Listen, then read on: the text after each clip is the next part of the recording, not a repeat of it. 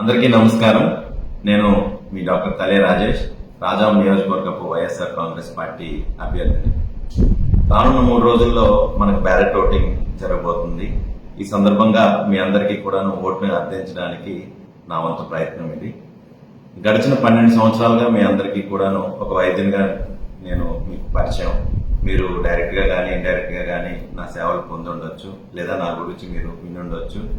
అయితే ఈరోజు ఎన్నికలకు వెళ్తున్న సమయంలో నేను నా నిజాయితీ, నా కష్టపడే తత్వం, నా ఆలోచన తీరు, వీటన్నిటిని కూడాను నా ఆయుధాలుగా మీ ముందుకు వస్తున్నాను.